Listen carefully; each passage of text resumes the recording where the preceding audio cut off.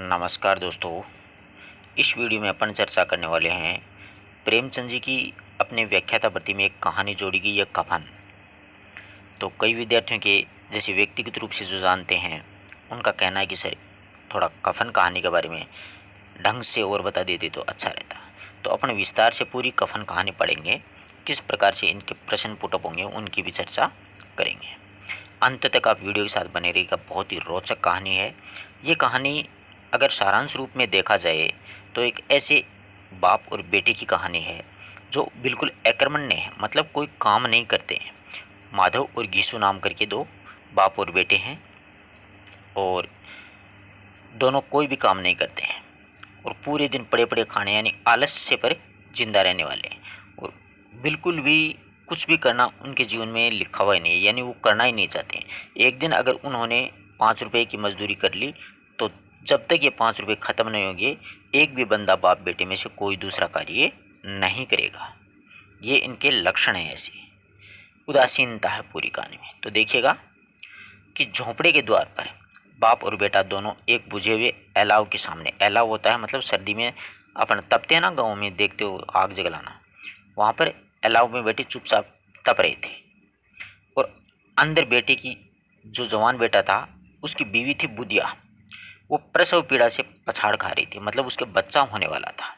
रह रह करके उसके मुंह से ऐसी दिल हिला देने वाली आवाज़ निकलती कि दोनों कलेजा थाम लेते थे। यानी बहुत मतलब प्रसव पीड़ा में स्त्री बहुत परेशान होती है, मतलब एक नया जो जीवन प्रदान करती है किसी को, तो खुद मर करके दूसरे को जीवन देती है वो। एक तरह से इतनी मतलब भयंकर पीड़ा होती है प्रसव पीड़ा में, इसलिए धरती से भी ज़्यादा सहन शक्ति वाली कहा गया है स्त्री को। यानी औरत जो होती है वो धरती से भी ज़्यादा सहन शक्ति वाली होती है, क्योंकि वो एक नए जीवन को जन्म देती है। जाड़े की रात थी, क्योंकि अलाव पे तभी बैठे थे वो, सर्दी का समय था। प्रकृति में पूरी प्रकृति वो सन्नाटे में डूबी हुई थी, यानी बिल्कुल सुनसान था। सर्दी में क्या है कि जल्दी लोग घरों के अंदर घुस जाते हैं, सर्दी ठंड पड़ती है उस समय, तो चारों ओर से सुनसान वातावरण था। सारा गांव अंधकार में लय हो गया था, यानी चारों तरफ से अंधकार ही अंधकार छाया हुआ था। घीशु ने कहा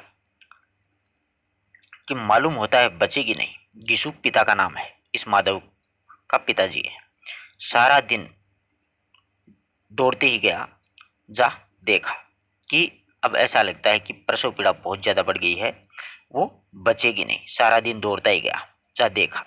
माधव चिढ़ करके बोला, मरना ही है तो जल्दी मर क्यों नहीं जाती, देख कर क्या आऊं। यहाँ पर इस कहानी में ये कथन है ना, इसको स्पेशली ध्यान रखना कि जैसे ये पूछ ले कि मालूम होता है बचेगी नहीं, सारा दिन दौड़ते ही गया, जा देखा, ये कथन किसका है, माधव का है, गीसू का है, तो वहां पर कंफ्यूज हो जाता है, इसलिए ध्यान रखना ये गीसू का कथन है, ठीक है। और वो बोलता है कि मरना ही है तो जल्दी क्यों नहीं मर जाती, देख कर क्या आऊं। यानी वो इस यानी बाप शेर तो बेटा सवा शेर है यहाँ पर। तू बड़ा ये दर्द है, बाप बोलता है। बे साल भर उसके साथ सुख चैन से जो रहा और उसी के साथ इतनी बेवफाई कर रहा है तू कि साल भर तो उसके साथ मजे से रहा, सुख चैन से रहा, गृहस्थी बसा करके रहा, और आज वो जो प्रसव पीड़ा में तड़प रही है तो तू जाना ही पसंद नहीं कर रहा है। तो मुझसे तो उसका ये तड़पना और हाथ पांव पटकना देखा नहीं जाता। अब वो माधव बोलता है कि मुझसे तो इस प्रकार से वो तड़पती है तो मुझे देखा नहीं जा रहा, मैं काफी परेशान हूं। चमारों का कुनबा था। अच्छा प्रश्न बनता है कि वो कहाँ पर रहते थे। चमारों का कुनबा यानी मोहल्ला, सारे गांव में बिल्कुल बदनाम।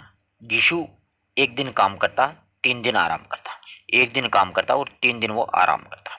माधव इतना कामचोर था कि आधा घंटा काम करता तो आधे घंटे वो घंटे भर क्या करता, चिलम पीता। यानी बाप शेर तो बेटा सवा शेर है, इसीलिए उन्होंने कहीं पर मजदूरी नहीं मिलती, यानी ऐसे मजदूरों को कौन मजदूरी देगा।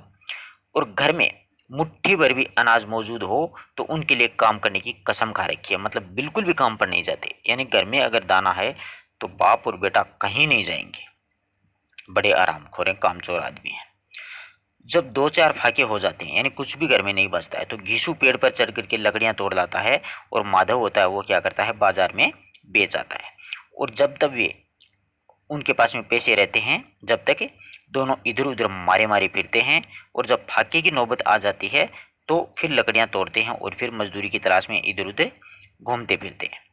गांव में काम की कोई कमी नहीं थी, किसानों का गांव था, यानी गांव में खूब काम मिल सकता, मजदूरी कर सकते थे, किसानों का गांव था।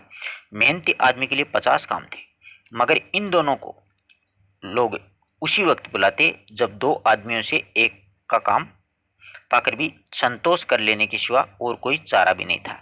यानी दो आदमियों का काम था और एक आदमी का भी अगर वो पूरा कर देते थे तो वो काम मतलब करते ही नहीं थे। संतुष्ट किसी को इन्होंने आज तक अपने जीवन में किया ही नहीं। विचित्र जीवन था इनका। घर में मिट्टी के दो चार बस बर्तनों के सिवा इनके पास कोई संपत्ति नहीं थी। फटे चित्रों से उनकी नग्नता का ढके हुए वह जिए जा रहे थे, यानी फटे पुराने कपड़े थे उनके। संसार की चिंताओं से बिल्कुल मुक्त, कर्ज से लदे हुए, गालियां भी खाते, मार भी खाते, मगर कोई भी गम नहीं। यानी लिच्चड़ प्रवृत्ति के आदमी थे, सीधी सी भाषा की बात यही है। दीन इतने यानी गरीब इतने की वसूली की आशा न रहने पर भी लोग उन्हें कुछ न कुछ कर्ज दे देते, यानी अगले के सामने इस प्रकार से गिड़गिड़ाते हैं। गांव में उन जैसा एक आधा आदमी होता है हर एक गांव में, वो इस प्रकार से गिड़गिड़ाते हैं आकर के कि कोई पीछा छुटाने के चक्कर में भी उनको उधार दे देता है कर्जा। मगर आलू की फसल, मटर और आलू की फसल में दूसरों के खेतों में मटर या फिर आलू उखाड़ लाते और भून बांध करके खा लेते। 10-5 ऊख उखाड़ देते, यानी गन्ना भी साथ में उखाड़ लाते और रात को चूसते रहते। देखो इनका खाना देखो, आलू और मटर वो भी दूसरे खेतों से उखाड़ लाते, गन्ना भी ले आते। गिसु ने आकाशवर्ती से 60 वर्ष की उम्र काट ली है। तो यहाँ पर अच्छा प्रश्न बन सकता है कि गिसु कितने वर्ष का था? 60 वर्ष का था, काट दी। और माधव भी सपूत बेटे की तरह बाप के ही पद चिन्हों पर चल रहा था, यानी एक भी पद चिन्ह उनके छोड़ नहीं रहा था, बल्कि उनका नाम और भी ज्यादा उजागर कर रहा था, यानी बाप से ज्यादा कामचोर था। इस वक्त भी दोनों अलाव के सामने बैठ करके आलू भून रहे थे। दोनों बाप बेटे आलू भून रहे थे और उधर है माधव की पत्नी, वो प्रसव पीड़ा से तड़प रही थी, जो कि किसी के खेत से खोद कर लाए थे। गिसु की स्त्री का तो बहुत दिन पहले देहांत हो गया, यानी माधव की माता का बहुत दिन पहले देहांत हो गया। माधव का ब्याह पिछले साल ही हुआ था। जब से ये औरत आई थी उसने इस खानदान की व्यवस्था की मतलब नींव डाल दी और पिसाई करके या फिर घास वगैरह छील छाल करके शेर भर आटे का इंतजाम कर लेती थी। और इन दोनों बेगैरतों को दो जग भरती रहती थी, यानी उनका दो जग का मतलब पेट भरती थी इनका। बेचारी खुद घास वगैरह काट लेती, किसी की पिसाई कर देती, तो कोई शेर भर आटा उसे दे देता था। जब से वह आई है ये दोनों और भी आलसी और आराम तलब हो गए। बस ये आ गई तो इनको कोई मतलब ही नहीं है काम करने का, बल्कि कुछ अकड़ने और लग गए हैं। कोई कार्य करने पर को उनको कोई बुलाता तो निर्विज्ञा भाव से वो दुगनी मजदूरी मांगते थे कि नहीं भैया 200 रुपये मजदूरी, हम तो 400 लेंगे। और वही औरत आज प्रसव वेदना से मर रही थी, यानी वही औरत जो इनका पेट भर रही थी, उनके आज कोई बच्चा वच्चा होना था तो वो मर रही थी बेचारी। और ये दोनों शायद इसी इंतजार में थे कि मर जाए तो आराम से सो जाए। देखो कितने हरामी प्रवृत्ति के आदमी थे। गिसु ने आलू निकाल करके छीलते हुए कहा, जाकर देख तो आ क्या दशा है इसकी। चुड़ैल का फिसाद होगा कि कोई भूत ऊत मिल गया इसके अंदर। और क्या, यहाँ तो ओझा भी 1 रुपया मांगता है यहाँ पर, तो यानी मतलब झाड़ फूंक करने वाला है वो भी 1 रुपया मांगता है, और अपने पास तो रुपया देने के लिए कुछ है भी नहीं। अब आगे क्या कहानी बनती है देखिए। माधव को भय था, अब माधव को यह भय था कि कहीं पिताजी आलू निकाल करके न खा जाएं, कि कहीं कोठरी में गया तो गिसु जो है वो आलूओं का बड़ा भाग साफ कर देगा। बोला मुझे वहां जाते हुए डर लगता है। बस डर तो इस बात का लगता है कि वो आलू खा जाएगा। बड़ा कमीना प्रवृत्ति का आदमी है। डर किस बात का है, मैं यहाँ पर हूं ना, तो तुम ही जाकर देखो ने। तो अब वो बोल देता है गिसु, माधव गिसु को कि तुम ही जाकर के देखाओ। मेरी औरत जब मरी थी, गिसु बोलता है, मैं 3 दिन तक उसके पास से हिला तक नहीं था। तो पूछा जा सकता है कि गिसु की जब औरत की मृत्यु हुई तो वो कितने दिन तक नहीं उठा था? 3 दिन तक। और मुझसे लजाएगी ही नहीं क्या? और वो आगे कहता है कि मैं तो उसका ससुर लगता हूँ, इसलिए वो मुझसे लजाएगी नहीं। और जिसका कभी मैंने मुंह नहीं देखा, आज उसका उगड़ा हुआ जब बदन देखूंगा, शरीर देखूंगा, और उसकी तन की जो उसे शुद्ध भी न होगी, मुझे देख लेगी तो खुल करके हाथ पांव भी न पटक सकेगी। बेचारा ठीक ही कह रहा था कि मैं तो उसका ससुर लगता हूँ, मुझे देखेगी, तन पे उसके कपड़े उपड़े नहीं है तो वो ढंग से मतलब छटपटा भी नहीं सकेगी। मैं सोचता हूँ कोई बाल बच्चा हो गया हो तो क्या होगा, यानी मैं ये सोचता हूँ कि अगर कोई बच्चा बच्चा हो गया तो क्या करेंगे। सौंठ गुड़ तो तेल कुछ भी तो नहीं है घर में, कि अपने घर में तो कुछ भी नहीं है, अगर कोई बच्चा हो गया तो लफड़ा ही लफड़ा है, सब कुछ आ जाएगा, भगवान दे देंगे। जो लोग अभी एक पैसा नहीं दे रहे हैं वे ही कल बुला करके देंगे। मेरे 9 लड़के हुए थे। अब यहाँ पर अच्छा प्रश्न बनता है कि गीसू के कितने लड़के हुए, 9 लड़के हुए, और घर में कुछ भी नहीं था, मगर भगवान से किसी न किसी तरह बेड़ा पार लगा दिया कि मेरे 9 बेटे सुरक्षित हो गए, कोई दिक्कत नहीं आई। जिस समाज में रात दिन मेहनत करने वालों को की हालत इतनी कि हालत से वह बहुत ही कुछ अच्छी नहीं थी, और किसानों के मुकाबले वे लोग जो किसानों की दुर्बलताओं का लाभ उठाना चाहते थे कहीं ज़्यादा संपन्न थे, और वहाँ इस तरह मनोवर्ती का पेश पैदा हो जाना कोई अचरज की बात नहीं है। हम तो ये कहेंगे कि गीसू किसानों से कहीं ज़्यादा विचारवान था, जो किसानों के विचार शून्य समूह में शामिल होने के बदले बैठकबाजों की व कुत्सित मंडली में जा मिला था। हाँ, उसमें यह शक्ति न थी कि बैठकबाजों के नियम और उनके नीति का वो पालन करता, इसीलिए जहाँ उसकी मंडली के और गांव के सरगना और मुखिया बने हुए थे उन पर सारा गांव उंगली उठाता था, और फिर भी उसे यह तस्कीन यानी तसल्ली तो थी कि अगर वह फटहाल यानी फटे हाल में है तो कम से कम उसे किसानों की सी तो जी तोड़ मेहनत नहीं करनी पड़ती है, और उसकी सरलता और निरीहता से दूसरे लोग बेजा फायदा नहीं उठाते, यानी कोई फालतू में फायदा मेरा नहीं उठा रहा है। दोनों आलू निकाल करके जलते जलते खाने लगे। कल से उन्होंने कुछ भी नहीं खाया था क्योंकि उनके पास कुछ था ही नहीं। इतना सब्र न था कि उन्होंने ठंडा हो जाने दे। कई बार दोनों के जबाने जल गई, यानी जीभ है वो जल गई कई बार उनकी। छिल जाने पर आलू का बाहरी हिस्सा तो बहुत ज्यादा गर्म नहीं मालूम होता, लेकिन दांतों के तले पड़ते ही अंदर का जो हिस्सा वो जबान हलक और तालू को जला देता है, यानी जबान को, हलक, गले को और तालवे को जला देता है। और उस अंगारे को मुंह में रखने से ज्यादा खैरियत इसी में थी कि वह अंदर पहुंच जाए, और वहां उसे ठंडा करने के लिए काफी सामान थे। इसीलिए दोनों जल्दी जल्दी आलुओं को निगल रहे थे, हालांकि इस कोशिश में कि उनकी आंखों से आंसू निकल आते, यानी गरम गरम खाते हैं तो आंखों से आंसू भी आ रहे थे। गीसू को इस वक्त ठाकुर की बारात याद आ गई। अब गीसू है वो अपने जमाने की क्या है कि ठाकुर की बारात की कहानी सुनाता है अपने बेटे माधव को, कि 20 साल पहले की बात है कि 20 साल पहले गया था उस दावत में, उसे जो तृप्ति मिली यानी खाकर के जो जीव में सुकून मिला है, आराम मिला है, वह उसके जीवन में एक याद रखने लायक बात थी, और आज भी उसकी याद ताज़ा थी। बोला वह बोझ नहीं भूल सकता मैं ठाकुर की बारात का। तब से फिर उस तरह का खाना और भरपेट मुझे कहीं नहीं मिला। लड़की वालों ने सबको भरपेट पूरियां खिलाई, और सबको बड़े बड़े सबने और पूरियां खाई, और सबने छोटे बड़े सब लोगों ने पूरियां खाई, और असली घी की पूरियां थी, चटनी थी, रायता था, 3 तरह के सूखे साग थे, और रस्सेदार तरकारी भी थी, दही है, मिठाई है। और अब क्या बताऊं कि इस भोजन से क्या स्वाद मिला है। कोई रोक टोक नहीं थी, जो चीजें मांगो जितना चाहो खाओ। लोगों ने ऐसा खाया कि किसी ने पानी नहीं पिया गया, मगर परोसने वाले हैं कि पत्तल में गरम गरम गोल गोल सुवासित कचौरियां डाल देते हैं, मना करते हैं कि नहीं चाहिए, और पत्तल पर हाथ रोके हुए हैं, मगर वे हैं कि दिए ही जाते हैं। और जब मुंह हाथ धो लिया तो पान और इलायची भी मिली, मगर मुझे पान लेने में कहाँ सुध थी, खड़ा नहीं हुआ गया, यानी मुझे पान लेने की कोई सुध नहीं थी। इतना खा लिया कि मैं खड़ा भी नहीं हो सका, चटपट जाकर के अपने कंबल पर लेट गया। और ऐसा दिल दरिया था वो ठाकुर, यानी उस ठाकुर ने इतनी शानदार शादी की थी, तरह तरह की कचौरियाँ, पूड़ियाँ, सब्जी, चटनी वटनी सब कुछ खाया था, और बहुत ज्यादा खा गया था। माधव ने इन पदार्थों का मन ही मन मजा लेते हुए कहा, अब हमें कोई ऐसा भोज नहीं खिलाता कि इस प्रकार का भोजन अब तो नहीं खिलाता।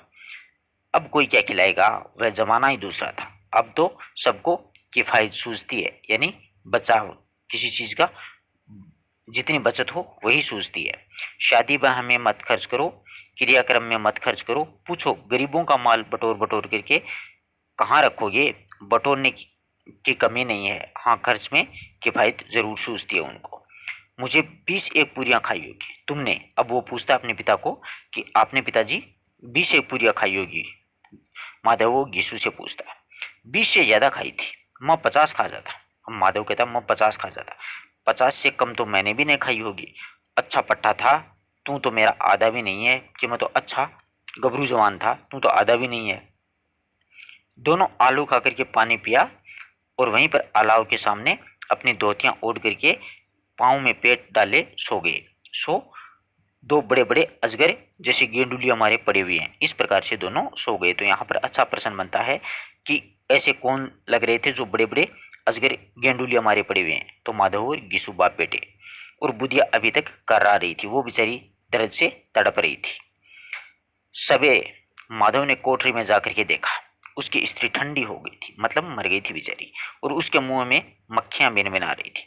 पथराई हुई आंखें ऊपर टंगी हुई थी और सारी देह धूल से लथपथ हो रही थी। और उसके पेट में बच्चा मर गया, यानी पेट में बच्चा मर गया तो माँ भी मर गई थी।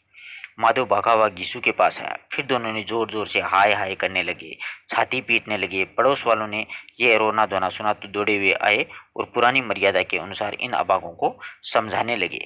यानी वो तो दूसरे तो सांत्वना ही दे सकते हैं, जबकि इनके कोई वैसे चिंता वाली बात नहीं थी बाप बेटे के।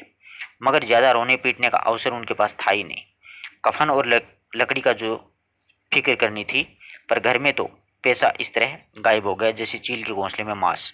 जैसे चील के घोंसले में मांस नहीं होता, उसी प्रकार उनके पास में पैसा कभी होता ही नहीं था। बाप बेटे रोते हुए गांव के जमींदार के पास गए। वह उन दोनों की सूरत से बिल्कुल नफरत करता था, क्योंकि काम कुछ करते ही नहीं थे हरामखोर।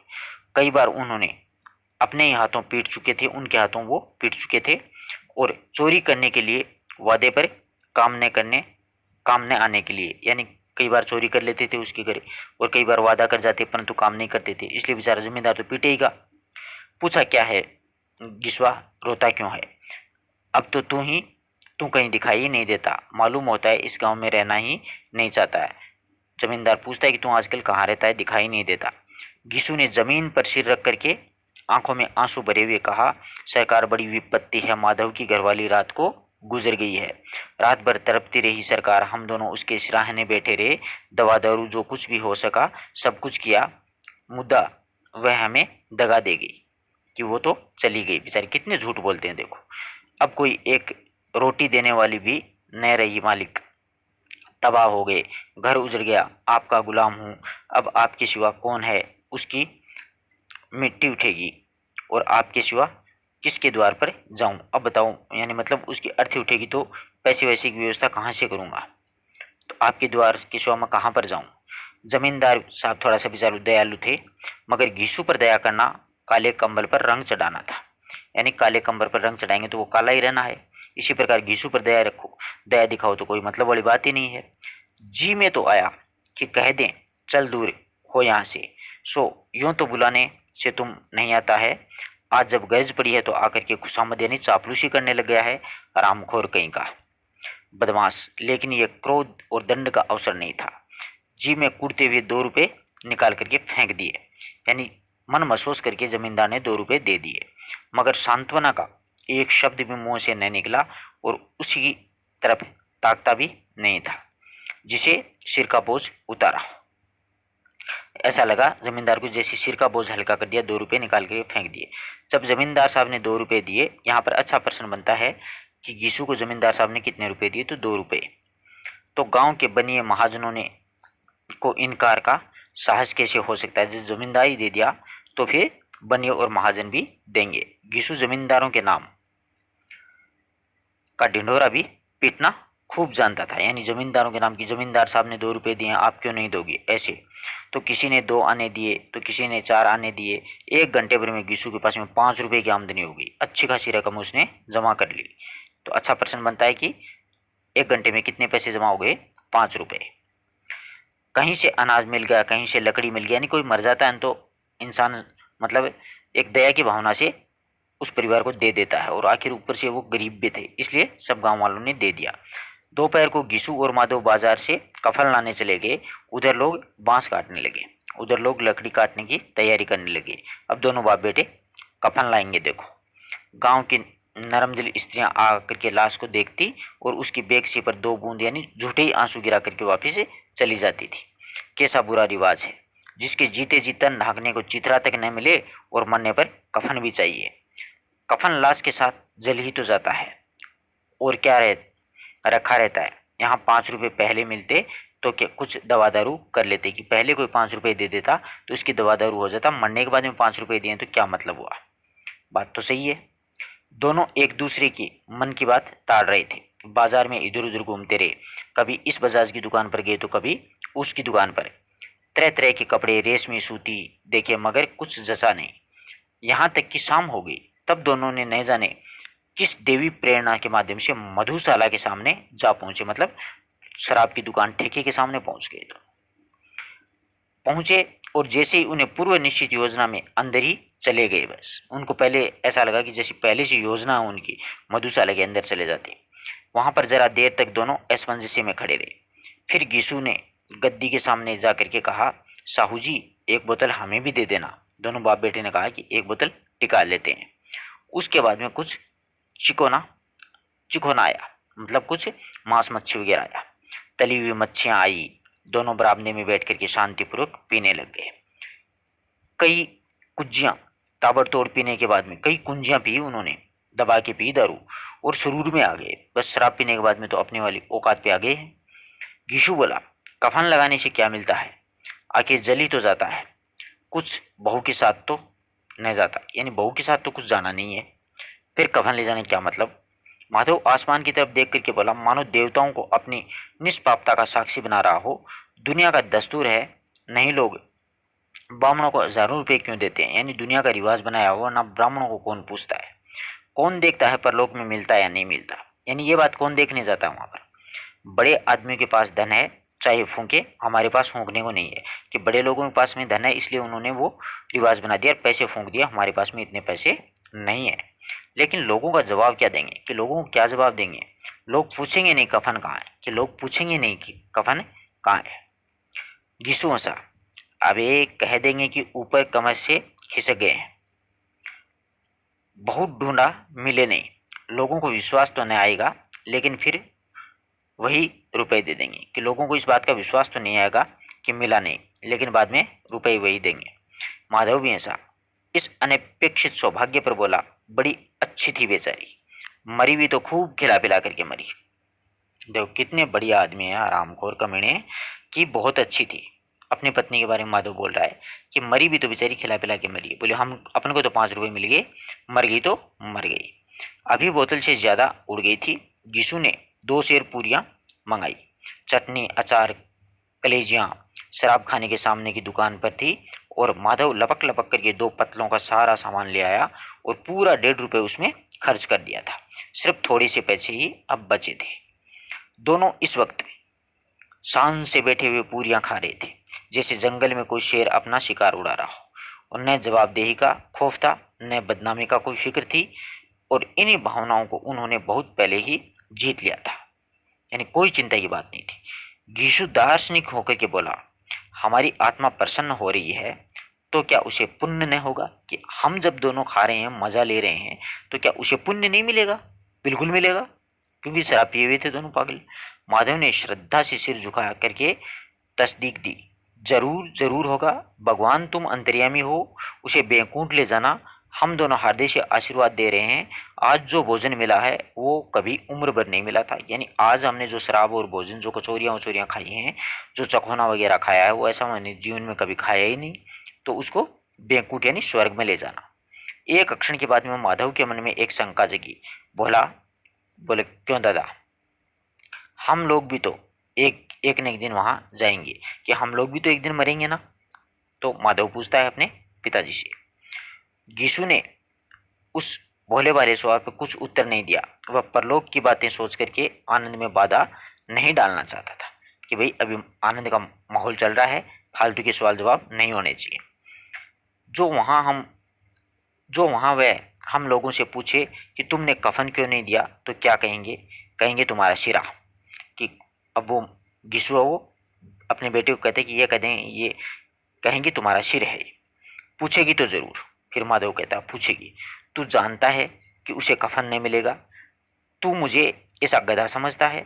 60 साल क्या दुनिया में घास खोदते रहा हूं, उसको कफन मिलेगा और उससे बहुत अच्छा भी मिलेगा। यानी अपन जो ले जा रहे थे ना, उससे अच्छा कफन है वो उसको मिलेगा। माधव को विश्वास नहीं आया। बोला कौन देगा? रुपए तो हमने चट कर दिए। वह तो मुझसे पूछेगी और उसकी मांग में सिंदूर तो मैंने डाला था। माधव कहता है कि देखो, उसके मांग में सिंदूर तो मैंने भरा था, तो वो मुझसे पूछेगी, तुमसे थोड़ी पूछेगी। गिशु गर्म होकर के बोला, मैं कहता हूं कि उसे कफन मिलेगा, तू मानता क्यों नहीं है? क्योंकि दोनों दारू पिए हुए थे, शराब पिए हुए ऐसी बात करते हैं। कौन देगा बताते क्यों नहीं हो?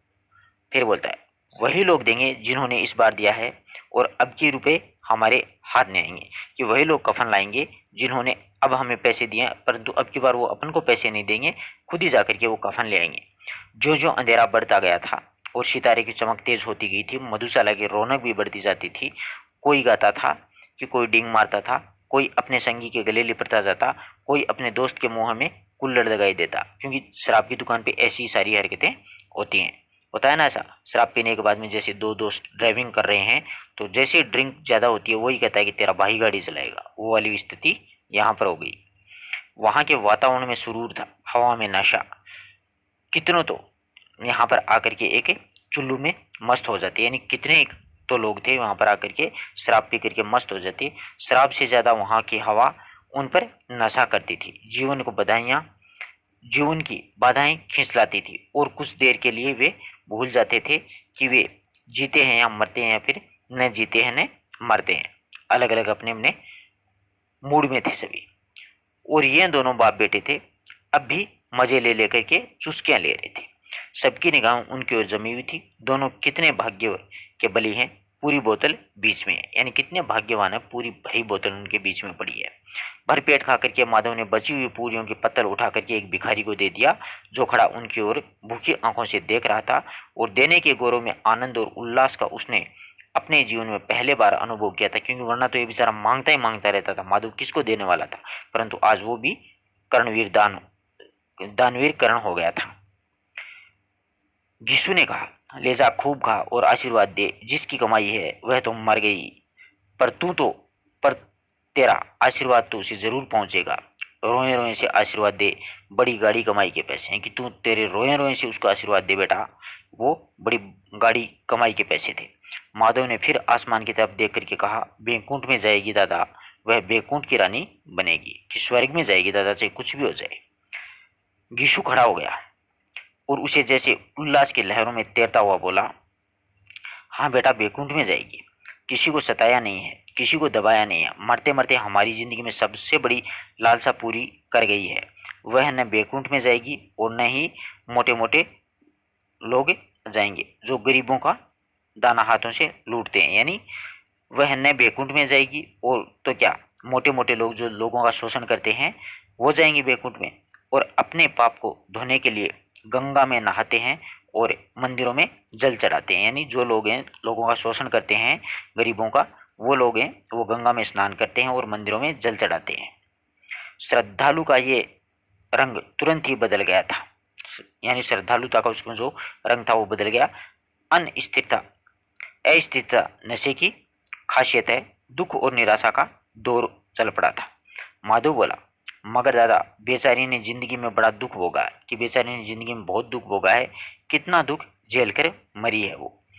वह आंखों पर हाथ रख करके रोने लगा, चीखें मार मार करके। माधव अब रोने लग जाता है, क्योंकि शराब पीने के बाद में सारे हाव भाव प्रदर्शित हो जाते हैं आदमी के, सारे संवेग बाहर आते हैं।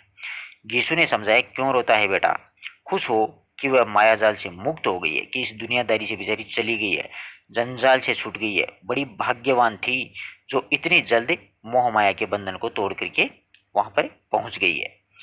और दोनों खड़े होकर के गाने लगे कि ठगिनी क्यों नैना झमकावे, ठगिनी कि हे ठगिनी तू क्यों नैना झमकावे। और पियक्कड़ों की आंखें उनकी ओर लगी हुई थी। यानी और जो लोग पी रहे थे ना, वो सभी उनकी ओर देख रहे थे, और ये दोनों अपने ही दिल में मस्त होकर ये गाते जा रहे थे। फिर दोनों नाचने लगे, उछलने कूदने लगे, फिर गिरे गिरे भी, मटके भी, भाव भी बनाए, अभिनय भी किया। आखिर नशे में मदमस्त होकर के दोनों गिर पड़ते हैं। आखिर वही स्थिति हुई, यानी वो दोनों क्या है कि कफन नहीं ला सके, नशे में मदमस्त होकर के वहीं पर शराब यानी मधुशाला के आगे, शराब की दुकान के आगे गिर जाते हैं। उनको उस कफन से कोई मतलब नहीं था, कफन के पैसों से ही उन्होंने अपनी मौज मस्ती है वो उड़ा ली है। इस प्रकार से ये छोटी सी कहानी काफ़ी रोचक कहानी थी, अच्छी लगी हुई आप लोगों को भी। आशा करता हूँ कि आप अपने मित्रों तक भी इसको ज़रूर शेयर करेंगे, और बीच बीच में जैसे ही जो प्रश्न बनने वाले थे वो मैंने आपको बतलाए हैं, और आगे जो वीडियो बनेगा उसमें इसके वस्तुनिष्ठ प्रश्न हैं वो भी आपको करवा दिए जाएंगे। धन्यवाद दोस्तों।